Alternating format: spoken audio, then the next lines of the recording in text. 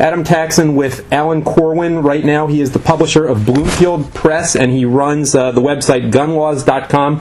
As I am, he is active with Jews for the Preservation of Firearms Ownership, JPFO. You can find that you can find that website at jpfo.org. There's also a new Facebook page which you can find if you put in Jews for the Preservation of Firearms Ownership, which I administer.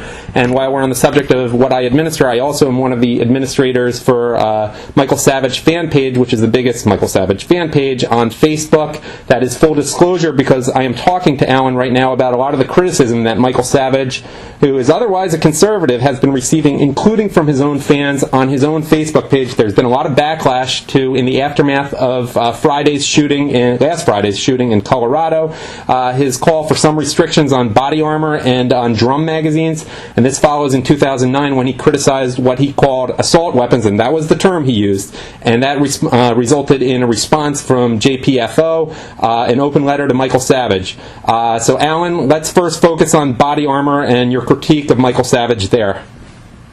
Let me get in a quick mention about JPFO.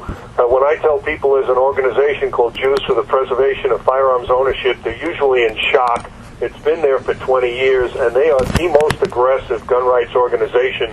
When you think about it, who knows more about the problems of gun control than the Jewish community? And even though Jews very often lead the charge to support gun control or disarming the public, which is totally counterintuitive, JPFO is fighting the good fight, and they're worth a look if you get a chance.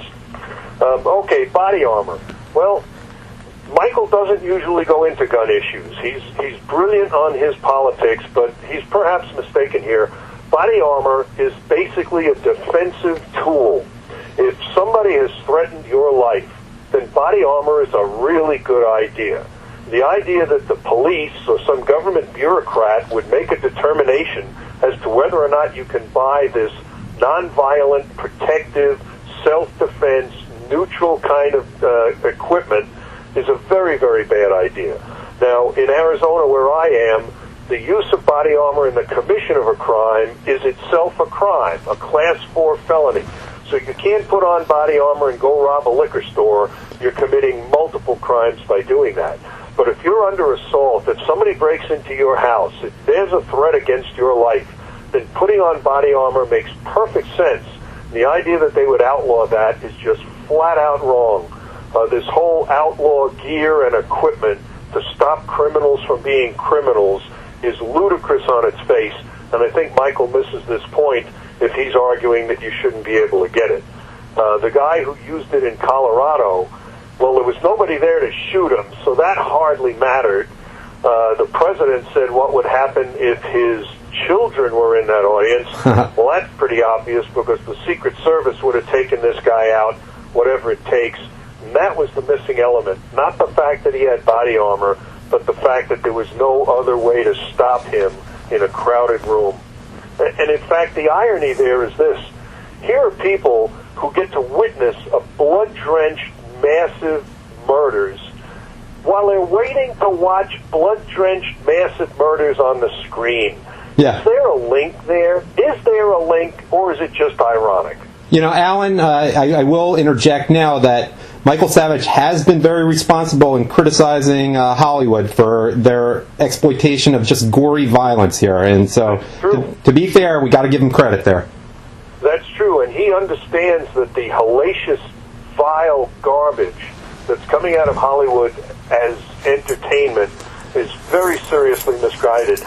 There were codes of ethics voluntarily adopted in the 1950s. Yep, and he started his show. He started his show talking about that yesterday. So I have to give him credit by talking about the Hayes Commission, etc. So. Well, the Hayes Commission, yes. He's part of our family. We got to respect him, but critique him when he's wrong. He is a conservative, and we love him. But this is within the family now, I guess. And look, he came out with an opinion, and he's smart enough that if he hears the other side and gets educated, he'll change his tune. Yes. It was considered unethical and not to be done to present a criminal or drug use in any way that glorified it or promoted its use. And criminals used to be dastardly people you wouldn't want to emulate. Today, they're the heroes of the movies. Yeah. They're the heroes. It's unbelievable. We have gone 180 degrees around from an ethical, moral standard. Michael's well aware of that. Yeah, I feel like I'm talking to him right now. I'm sorry? You sound just like him right now. I feel like I'm talking to him. I sent him a note. We correspond once in a while. He's wrong. You also mentioned assault weapons. Let me clarify this once and for all. Assault is a kind of behavior. It is not a kind of hardware. Bill Clinton introduced that term in 1994. A magnificent leftist use of the language. They kill us with language all the time. Yeah. An assault weapon sounds so bad. This guy assaulted people with sidearms, with a shotgun, with a gas canister. That's what assault is. It's a crime, and it is not a kind of gun. CNN has been calling the AR-15 the gun we have to ban. It is the finest modern rifle made. It's a one-shot gun. It's no different than a Woodstock M1 or some other type of firearm. But the media latches onto this, vilifies things by calling it names like assault weapon. Assault is something you do, and you can do it with or without a weapon. People don't get it.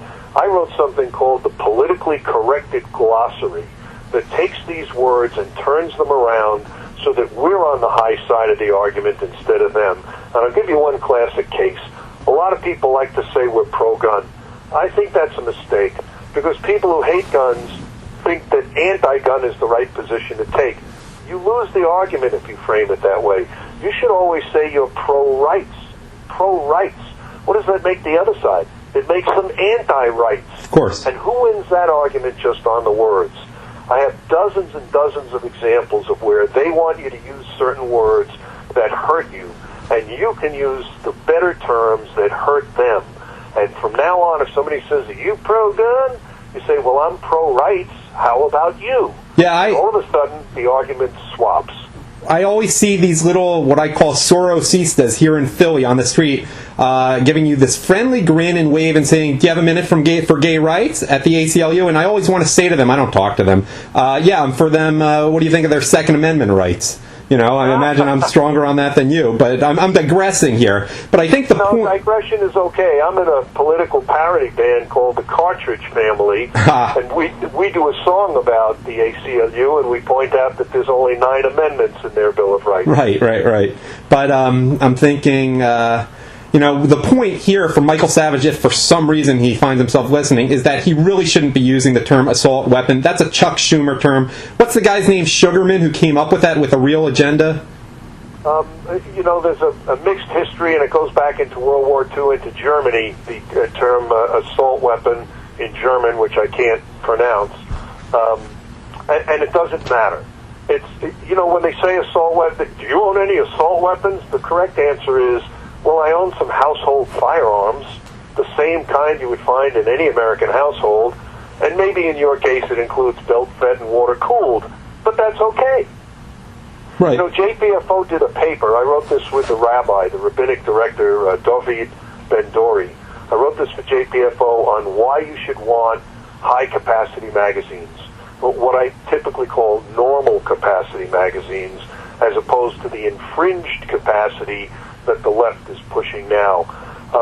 You want to have parity with the police. The police face the same criminals you do, except that you are typically the first responder. The police are always the second responders. Right. And why should you have less ability to protect yourself than the police do?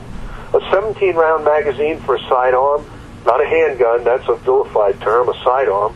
17-round magazine for a sidearm is normal, regular, routine, what the police consider the correct choice. You should be able to have that same correct choice as the police. Yeah. After all, they're our employees. And I remind people that in Colorado, the police arrived as James Holmes was already in the parking lot, after he'd done enough killing. They were of no assistance. Happens all the time, and yet they were on TV, promoted constantly, saying, "We got here in only 90 seconds. We got here in only 2.25 minutes." Great, you were too late. You couldn't do anything. And then we get to watch police decked out like spacemen, paroling around and carrying AR-15s and body armor, and they're doing nothing. But the TV producers think this is worth showing over and over. Yeah. And what they suppress is almost more important. The Friday before this event, two armed thugs went into an internet cafe. I imagine a lot of your listeners saw this on the internet. There were 3 security cameras on it. A 71-year-old man pulls out a gun and shoots them both before they can do their harm. In Aurora, Colorado, the same city this event happened in April, a guy went into a church, killed somebody, and one of the parishioners took out his gun and shot down the criminal. This happens constantly. The media suppresses it, and according to my contacts in the Associated Press, they do this because they don't want to encourage copycats. And So we're they're suppressing copycat heroes, and they're promoting copycat villains. Is it any wonder we have this problem? Yeah, and I want to emphasize that we're not critiquing the police in this case. There's only so much they can do. It takes a couple minutes to get there after they respond to a call. So the police may have done the best that they can do, but that's not enough, is what we're They saying. know that, and the important thing to remember is that you are the first responder. When I mentioned this on CNN, they said the answer is not to have everybody who goes into a movie theater heavily armed. That is not going to happen. A handful of people who go into a theater or travel around the country carry sufficient arms for a dire emergency, and that's all. And the gun doesn't come out unless your life depends on it, and they understand these things. The left does not get it. One thing that comes out of the Colorado shooting is that, and finally we can put this horrible lie to rest, no guns allowed signs do not work. They do not work. They work the negative way. I'm sorry? They work in a negative way. There is no one who can prevent the violence. That's true. They provide a gun-free victim zone for criminals to use, and when you look at these crimes that are committed, they are typically in these make-believe gun-free zones. We generated a bill here in Arizona 2 years in a row. We'll come back with it this year and try and get it passed. The Gun-Free Zone Liability Act. And what this says is it's private property. You can go ahead and make one of these phony, negligent, make-believe gun-free zones by hanging a sign, but you're liable for any harm it causes. Yeah. And we need this law to read the Riot Act to these people who are putting our lives at risk. And last I checked, the entire state of Colorado, in fact, the entire United States, is a murder-free zone, yet people commit murders. But I do want to, we were talking about assault weapons. There's one more thing I want to emphasize, that in 2009, when Michael Savage was using the term, JPFO had a letter criticizing his use of the term assault weapons and his call for an assault weapons ban, and people can find that at the archives at jpfo.org. Now, I want to also talk a little bit about drum magazines, which, along with body armor, Michael Savage is getting a lot of critique for asking for restrictions for. And can you say a little bit about drum magazines? Well, hundreds of thousands of people have full-capacity magazines of a variety of types. Stick magazines, drum magazines, tubular magazines. The magazine is not the issue. And one of the problems when they draft laws about things like this, okay, so they single out a 100-round drum magazine. Well, if somebody has a 99-round drum mag, or a 50, or a 25, that is not really the problem. You're not going to confiscate existing property. And when they draft these bills, it's not just about a magazine. It's 15 pages that attacks your rights from top to bottom. The key to stopping this kind of hellacious behavior is a cultural one, not an equipment problem. Why ban a 100-round magazine and not ban 25-round magazines? Does that make any sense? Right. They were pretty effective for the Koreans in the 1991 or 1992, was it? LA riots. The approach to go after equipment to stop criminals is wrong-headed. If it denies your freedoms in the guise of providing safety, you know that's a mistake. It was Ben Franklin who originally said you deserve neither if you're willing to compromise your freedom for a little safety. And that's exactly what these proposals are. Crazy people like this can't be spotted. The only solution is to be prepared if one jumps up and starts going nuts. I just don't see a value in going after equipment. Right. The problem is the perpetrators. One other thing that Michael Savage was very much critiqued for by his fans on his fan page on Facebook, once again, michaelsavagefanpage.com, on Facebook, not .com, is he was talking about what do you need a drum magazine for to kill a poor little deer? And that seemed, I think, to a lot of people very disingenuous. He knows better than that the Second Amendment is for something other than hunting. It's for, again, it was written with keeping an oppressive government in mind, and so that people could have a means to rebel against an oppressive government. Yet he talked about hunting and whether you need a drum magazine and body armor to shoot a deer. And I'm just curious what your response is to that. I think you heard that clip. A talk show host has a guideline of stirring up the audience, and making a mixed metaphor like that has perhaps its desired effect because people go bonkers when they hear it. The left, it's a borrowed argument from the left. Why do you need this to shoot a deer? Why do you need that to shoot a deer? They think that shooting Bambi is absolutely wrong, so they're being hypocritical in proposing the argument. You don't need a 100-round magazine to shoot a deer, and in fact, most hunting regulations limit the amount of ammunition you can have in a magazine. 3 shotgun shells, sometimes 5. It's a very low limit to keep the sport more sporting. Right. When you have a larger capacity magazine and you're at the range, it's just much more fun. It's easier. And there's a term you never hear with guns. Guns are fun. Everybody who goes to the range has a good time. Nobody dies. No crimes are committed. It's one of the safest sports. It's the number 2 participant sport in the nation, $1 billion a year ahead of golf. Yet golf is on the front page, and you probably know what's on Tiger Woods' cell phone, but they never have heard the phrase shooting sports. Certainly a lot of the reporters I talked to have never heard it. So how about a 30-round magazine for a 22? It's just much more fun to be able to keep shooting and not have to keep reloading. One of the things the public doesn't understand, because they only see movie guns, or half the public only sees movie guns, guns run out of ammo real quick, and you spend more time reloading than you do shooting. So if you can go to a range with 10 or 15 magazines fully loaded and use them when you're there, you save time, you have more fun, it aids the sport. Yeah. You don't need a 100-round magazine to hunt a deer. In fact, you can't do that. And that's not what it's for. That's not what people use them for. These things have been sold for years and years and years, and they've never shown up in crimes with this one exception. So now we're talking about making laws based on felonious madmen's actions. Yeah, and it's just not the way to do it. I'm thinking about, if you use too much ammo on a deer, you're going to get a pretty weak trophy. I keep thinking, by the way, about Robert De Niro in The Deer Hunter, a great movie. I've had the song Can't Take My Eyes Off You stuck in my head the last few days, ironically enough, and that's featured in that movie. But, he always said one shot. He would give himself one shot for the deer. But that's what a good hunter does. One well-placed shot. And in fact, in self-defense, there's a principle that says the first hit is better than the first shot. And that's just a fundamental guideline of shooting in a smart, intelligent way and having the desired effect. It's also better for the deer. And it's better for the meal. Yeah, well, it's the deer itself doesn't suffer if you kill him in one shot to the same extent. Well, one of the reasons Jews largely aren't hunters is that the kosher laws require a very humane slaughtering, and there's no way to guarantee that when you're hunting.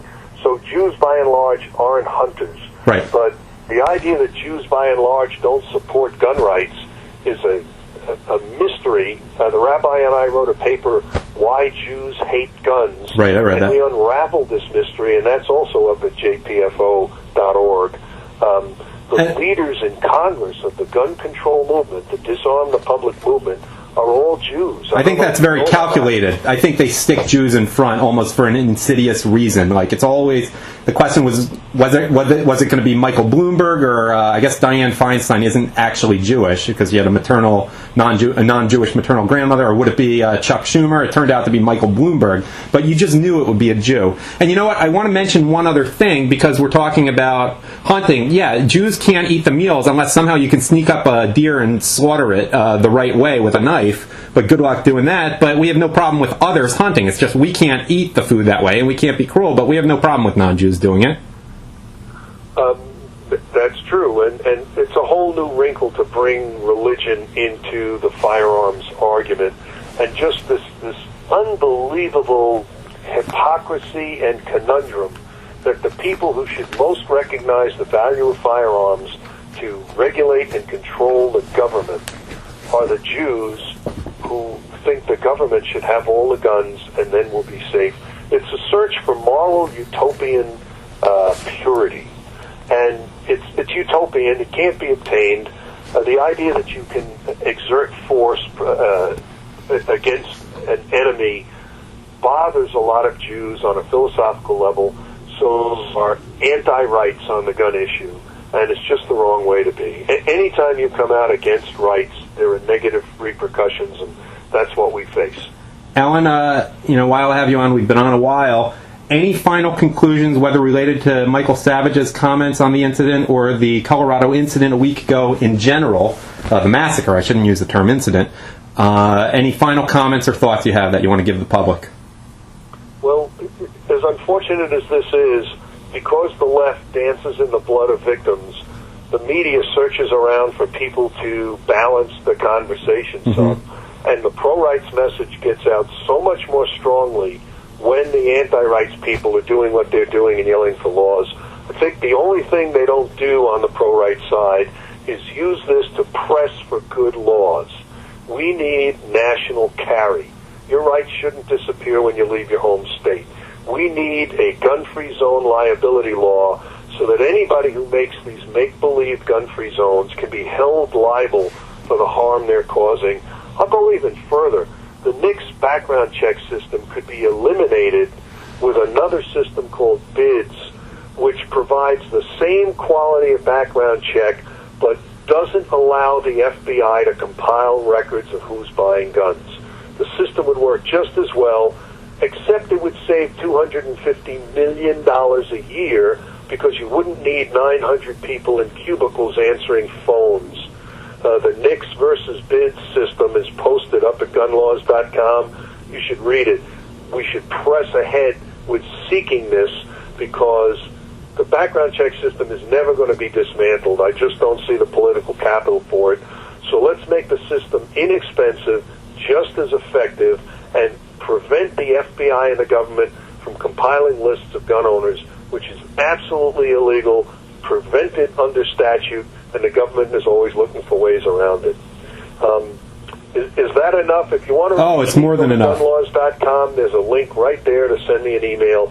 I'll talk with you. You can read some of my papers, and we will move the freedom issue forward. Yeah, in addition to gunlaws.com, I just want to emphasize that people should check out the Jews for the Preservation of Firearms page on Facebook. Just put it in the search spot, and they can go to the website, and you don't have to be Jewish, you don't have to be a paid member, jpfo.org. Alan Korwin, thank you for your time today. You're welcome. Half the membership in JPFO is not Jewish because people realize how effective the organization is and how they understand. The ones who understand it really do. So, like you said, you don't have to be Jewish to join it, but it's a good group to know. All right, Alan. Thanks again. Thank you.